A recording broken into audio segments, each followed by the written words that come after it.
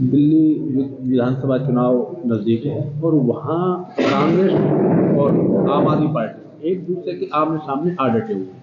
वहाँ के आपके नेता हैं अजय माकन जी, उनके खिलाफ कार्रवाई को लेकर के सीधी रूप से चेतावनी तक दे डाली है। यदि उनके खिलाफ कार्रवाई नहीं हुई तो इंडिया गठबंधन से जो है वो अलग भी हो सकती है। देखिए वो एक हाईकमान का आपस का मसला है।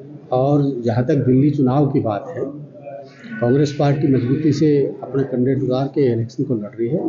जहाँ तक अजय माकन जी और केजरीवाल साहब की जो आपस की बात है, बड़े नेता इनके बारे में मेरा बोलना ठीक नहीं है। पर जो भी है, इंडिया गठबंधन सारा एक है और इसमें अच्छे फैसले लिए हैं।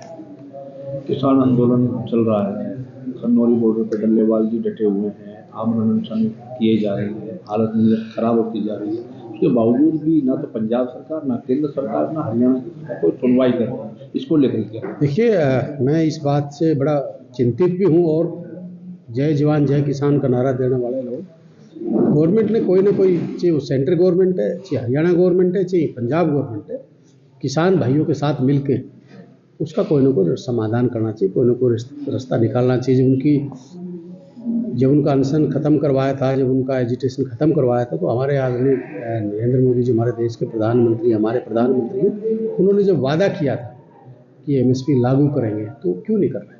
तो उनकी समस्या जायज़ है, उनको दूर करना चाहिए। और जल्दी से जल्दी मैं मांग करूँगा कि उनसे बात करके इस समस्या का समाधान करना चाहिए। क्योंकि कारण क्या है, इससे आम जनता का भी बड़ा लॉसेज है, आम जनता भी बहुत परेशान है और किसान तो बर्बादी के कगार पे आज खड़ा है। पूर्व प्रधानमंत्री मनमोहन सिंह जी के स्मारक को दी जाने वाली जमीन को लेकर के विवाद उत्पन्न हो गया है, इसको लेकर क्या कहेंगे? देखिए मैं इस बात को एक बात जरूर कहूँगा कि जो आज इस दुनिया में नहीं है,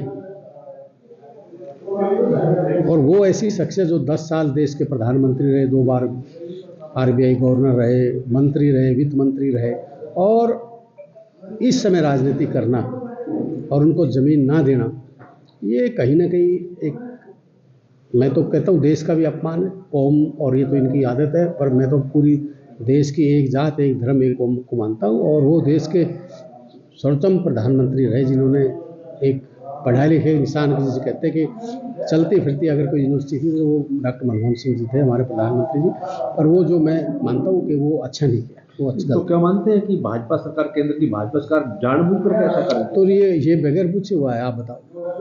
जब देश और कोई प्रधानमंत्री की कहीं पे भी हुई हो तो बताओ। ये पहले प्रधानमंत्री रहे हैं जो जिसको जगह नहीं दी गई। तो ये तो कहीं ना कहीं एक बौखलाहट और एक मतलब एक अपमानित करने का काम उससे बनते होता है। आगामी समय में हरियाणा की राजनीति को किस रूप में देखते हैं? देखिए, एक तो मैं आगामी संघर्ष करने का समय है, हमारे कांग्रेस के लिए भी संघर्ष करने का समय है। और जो लोगों ने हमें मैंडेट दिया, कहीं ना कहीं जो हमारी गलतियां रही, जिस भी रूप में हम लोगों का बार-बार धन्यवाद करते हैं।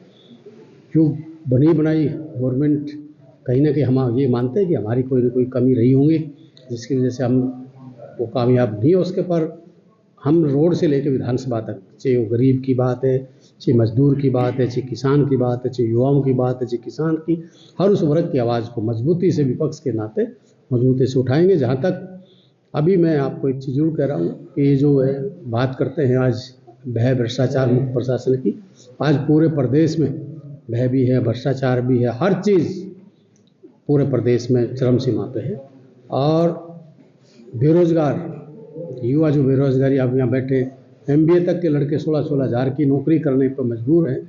तो ये कहाँ का रोजगार इन्होंने दिया, ये सब नहीं पता है। और हम मजबूती से डट के इस लड़ाई को हम लड़ेंगे। और अर्जुन दलाल के नेतृत्व में एक कमेटी गठित की गई थी जो हार के कारणों को जानने के लिए। उन्होंने फिर बाद में खुलासा किया कि हरियाणा में भाजपा की सरकार ही EVM की सरकार है। इसको किस रूप में देखते हैं? देखिए मैं जनता का जो मैंडेट दिया उनका सम्मान करता हूँ, पर कहीं ना कहीं जो कोई बात है, कहीं ना कहीं तो गड़बड़ है, कहीं ना कहीं कुछ ना कुछ गड़बड़ है। और अरना ऐसा नहीं था। प्रदेश की जनता, हरियाणा की जनता ने एक तरफा कांग्रेस को वोट दी है। मैं एक बात जरूर कहूँगा, कहीं ना कहीं जरूर इस बात में गड़बड़ है। ये सुप्रिया सुले है, आपकी पार्टी का गठबंधन भी रहा है, उसकी शरद पवार की बेटी जो है वो, उन्होंने कहा कि यदि ईवीएम में गड़बड़ होती तो मैं 4 बार चुनाव थोड़ी जीत पाती। नहीं, ये तो मैं भी जीता हूँ 2 बार, वो बात नहीं कह रहा हूँ मैं। कहीं न कोई है, ऐसा नहीं है। हल्के के लोग की समस्याएं आज सुनी गई हैं, उसको लेकर क्या कहेंगे? देखिए, सबसे पहले तो आज मैंने तो हालांकि परसों ही मैंने डी साहब से बात की थी, मीटिंग में भी मैंने रिक्वेस्ट की थी कि जो इलाके में किसान को नुकसान हुआ बारिश की वजह से, ओलावृष्टि की वजह से, उसका तुरंत मुआवजा दिया जाए और गिरदावरी की करवाई जाए, अच्छे तरीके से करवाई जाए, किसी के साथ भेदभाव ना हो। और जो पानी जिन इलाके में भरा है, डीसी साहब से भी बात हुई है, एसी है, दोनों एसीओं से भी बात हुई है, एक्से से भी बात हुई है कि जल्दी से जल्दी इन किसान भाइयों को राहत मिले। और भी काफ़ी समस्या इलाके की हैं, देखते हैं, हम अपनी लड़ाई को जारी रखते हैं।